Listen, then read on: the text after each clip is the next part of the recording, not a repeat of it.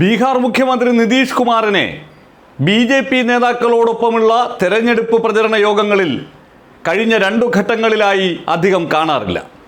നിതീഷ് കുമാർ ഏറെക്കുറെ നിശബ്ദനായിരിക്കുന്ന അവസ്ഥ. ഈ നിശബ്ദത അണിയറയിൽ ഒരുങ്ങുന്ന ഒരു വലിയ നാടകത്തിൻ്റെ തിരക്കഥാരചനയ്ക്ക് വേണ്ടിയിട്ടുള്ളതാണ് എന്നുള്ള കാര്യം ഉറപ്പായിരിക്കുന്നു. രാജ്യത്ത് ലോക്സഭാ തെരഞ്ഞെടുപ്പിൻ്റെ പോളിംഗ് അവസാനിക്കുന്ന ജൂൺ 1 കഴിഞ്ഞ് പിറ്റേന്ന് ജൂൺ 2-ാം തീയതി ബീഹാറിൽ പുതിയ മുഖ്യമന്ത്രിയും മന്ത്രിസഭയും സത്യപ്രതിജ്ഞ ചെയ്യും എന്നതിലേക്കാണ് ആ സൂചനകൾ എത്തിച്ചേരുന്നത്. നിതീഷ് കുമാർ മുഖ്യമന്ത്രി സ്ഥാനത്ത് നിന്ന് പടിയിറങ്ങുകയും RJD നേതാവ് തേജസ്വി യാദവ് ബീഹാറിൻ്റെ പുതിയ മുഖ്യമന്ത്രിയായി വരികയും ചെയ്യുന്ന ഒരു രാഷ്ട്രീയ സാഹചര്യം ബീഹാറിൽ ഉരുത്തിരിഞ്ഞിരിക്കുന്നു. നിതീഷ് കുമാറിന് ബി.ജെ.പിയെ മടുത്തിരിക്കുന്നു എന്നർത്ഥം. ഇന്ത്യ സഖ്യം ഉണ്ടാക്കുന്നതിന് മുൻനിരയിൽ നിന്ന നിതീഷ് കുമാർ അവരെ ഞെട്ടിച്ചുകൊണ്ടാണ് ഒരു സൂചനകൾ പോലും നൽകാതെ ബി.ജെ.പിയിലേക്ക് വീണ്ടും ചേരാൻ തീരുമാനിച്ചത്. ആ സഖ്യം നിതീഷ് കുമാറിനെ വീണ്ടും മുഖ്യമന്ത്രിയാക്കി. 2 ഉപമുഖ്യമന്ത്രിമാർ ബി.ജെ.പിയിൽ നിന്ന് വന്നു. ലോക്സഭാ തെരഞ്ഞെടുപ്പിൽ 16 സീറ്റിൽ അവർ മത്സരിക്കുന്നു, 17 സീറ്റിൽ ബി.ജെ.പി മത്സരിക്കുന്നു. പക്ഷേ നിതീഷ് കുമാറിൻ്റെ സ്ഥാനാർത്ഥികൾ മത്സരിക്കുന്ന ഇടങ്ങളിൽ ബി.ജെ.പിയിൽ നിന്നുള്ള വോട്ട് കൃത്യമായി JDU സ്ഥാനാർത്ഥികൾക്ക് എത്തുന്നില്ല എന്നുള്ള ഒരു വലിയ ആക്ഷേപം സ്ഥാനാർത്ഥികളുടെ ഭാഗത്തു നിന്നും നേതാക്കളുടെ ഭാഗത്തു നിന്നും ഉണ്ടായിരുന്നു. ആദ്യ 4 ഘട്ടങ്ങളിൽ അത് പ്രകടമായിരുന്നു.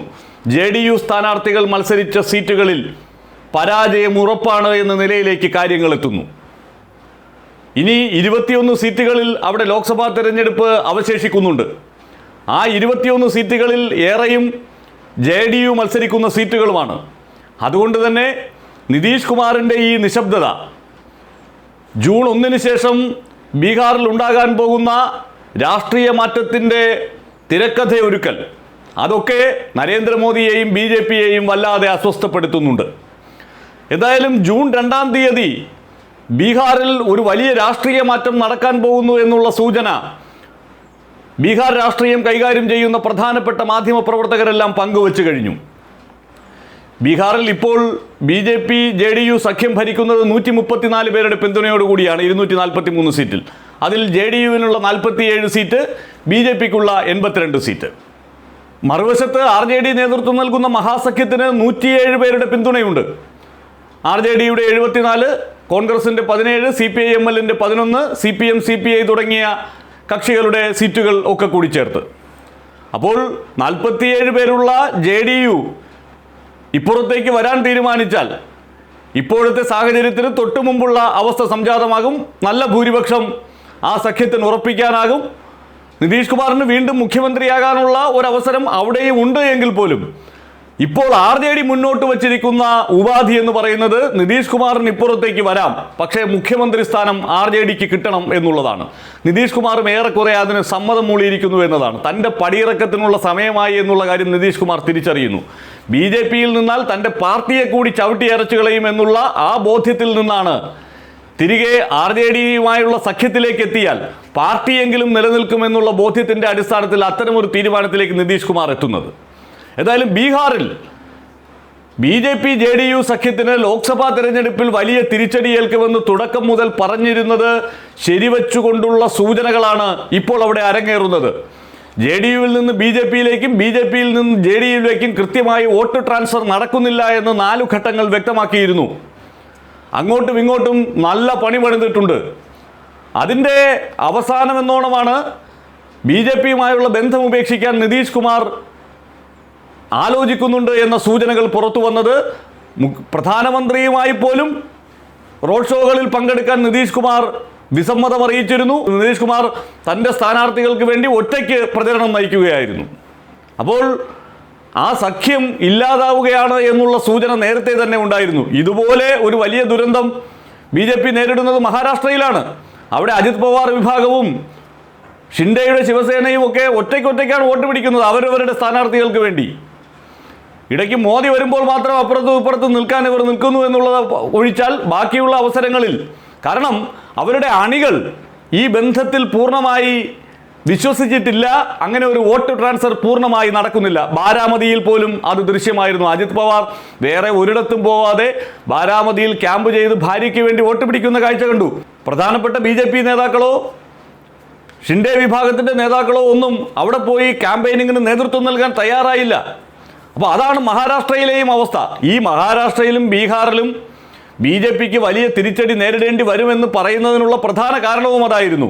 ഈ സഖ്യകക്ഷികൾ വന്നു എന്നുള്ളത്, അല്ലെങ്കിൽ ഒരിടത്ത് പാർട്ടിയെ പിളർത്തി മറ്റേയിടത്ത് സഖ്യത്തിൽ നിന്ന് JDUവിനെ കൊണ്ടുവന്നു എന്നുള്ളത് BJP നേട്ടമായി അവതരിപ്പിച്ചുവെങ്കിലും സാധാരണക്കാരായ ജനങ്ങൾക്കിടയിൽ ആ ബാന്ധവം ഒട്ടുമേ അനുകൂലമായ ഒരു തരംഗം സൃഷ്ടിച്ചിട്ടില്ല എന്ന് തെരഞ്ഞെടുപ്പിന് മുമ്പേ തന്നെ വ്യക്തമായിരുന്നു. അത് ശരിയാണ് എന്ന് ഉറപ്പിക്കുന്നതാണ് 4 ഘട്ടത്തിൻ്റെ പോളിംഗിന് ശേഷം പുറത്തു വരുന്ന ഗ്രൗണ്ട് റിപ്പോർട്ടുകളും. അപ്പോൾ ആകെ ആശങ്കാകുലരായി BJP മാറുന്നത് ഈ ബീഹാറിൻ്റെയും മഹാരാഷ്ട്രയുടെയും കാര്യത്തിൽ തന്നെയാണ്. അപ്പോൾ ബീഹാറിൽ അവർ കേൾക്കാൻ പോകുന്നത് മാരക തിരിച്ചടിയാണ് എന്നാണ് വ്യക്തമാകുന്നത്. അതൊരു ചെറിയ കാര്യമല്ല. കാരണം സർക്കാർ പോലും വീഴാൻ പോകുന്ന സാഹചര്യം. ഒരുപക്ഷേ ഇനി നിയമസഭാ തെരഞ്ഞെടുപ്പ് നടക്കാനിരിക്കുന്ന ഹരിയാനയിലും ഈ പോളിംഗ് കഴിഞ്ഞാൽ ഉടൻ അത്തരത്തിലുള്ള നീക്കങ്ങൾ ഉണ്ടാകാനുള്ള സാധ്യതയുണ്ട്. അവിടെയും സ്വതന്ത്ര MLA മാർ പിൻവലിച്ചതോടെ ഇപ്പോൾ ന്യൂനപക്ഷ സർക്കാരായി മാറിക്കഴിഞ്ഞു BJPയുടേത്. അപ്പോൾ പോളിംഗിൻ്റെ ഫലം എന്തായാലും, ലോക്സഭാ തെരഞ്ഞെടുപ്പിൻ്റെ ഫലം എന്തായാലും BJPയെ സംബന്ധിച്ചിടത്തോളം കടുത്ത അഗ്നി പരീക്ഷ ജൂൺ 1-ാം തീയതി കഴിഞ്ഞാൽ നേരിടേണ്ടി വരുമെന്നുള്ള കാര്യത്തിൽ സംശയമില്ല.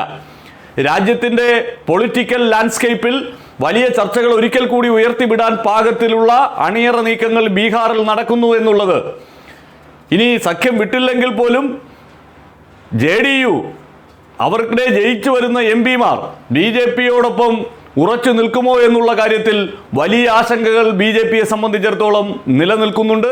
അത് തെല്ലൊന്നുമല്ല BJPയുടെ മോഹങ്ങൾക്ക് മേൽ കരിനിഴൽ വീഴ്ത്തുന്നത്. പരമനുണയൻ, ഭൂലോക നുണയൻ എന്നൊക്കെ ചില ആളുകളെക്കുറിച്ച് നമ്മൾ സംസാരത്തിനിടയിൽ പറയാറുണ്ട്. അതുപോലെ നൂറ്റാണ്ടിൻ്റെ നുണയൻ എന്നൊരാളെ വിളിക്കേണ്ടി വരുന്നുണ്ടെങ്കിൽ ആ പദവിക്ക് 100% അർഹനായ ഒരാൾ നരേന്ദ്രമോദിയാണ്. വലിയ വലിയ കാര്യങ്ങളൊന്നും നരേന്ദ്രമോദി നൂറ്റാണ്ടിൻ്റെ നുണയനാണ് എന്ന് സ്ഥാപിക്കുന്നതിന് വേണ്ടി ഉദാഹരണമായി എടുക്കേണ്ടതില്ല. ഒരു ചെറിയ കാര്യം മാത്രം മതി. കഴിഞ്ഞ ദിവസം അദ്ദേഹം ഒരു ചാനലിന് നൽകിയ അഭിമുഖം, ആ അഭിമുഖത്തിൽ ഈദ് ആഘോഷത്തെക്കുറിച്ച് പറയുന്നുണ്ട്.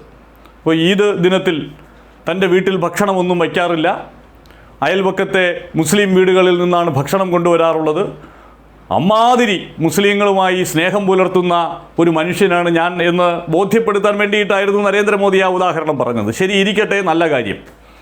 പക്ഷേ ഇതേ നരേന്ദ്രമോദി 2 വർഷങ്ങൾക്ക് മുമ്പ് 2022 ജൂൺ മാസത്തിൽ ഈദ് ദിനത്തിൽ തൻ്റെ വീട്ടിൽ സ്പെഷ്യൽ ഭക്ഷണം അമ്മ ഉണ്ടാക്കാറുണ്ട് എന്ന് പറഞ്ഞത് രേഖകളായി നമ്മുടെ മുന്നിൽ കിടപ്പുണ്ട്.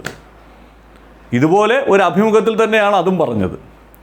അപ്പോൾ നുണ പറയുന്നതിന് ഒരു ചെറിയ ആളുകളുടെ ഓർമ്മശക്തി നശിച്ചു പോകുന്ന ഒരു കാലയളവെങ്കിലും ഗ്യാപ്പ് കൊടുക്കണ്ടേ? ഇത് 2022 പറഞ്ഞ കാര്യം 2024 നേരെ തിരിച്ചു പറയുകയാണ്.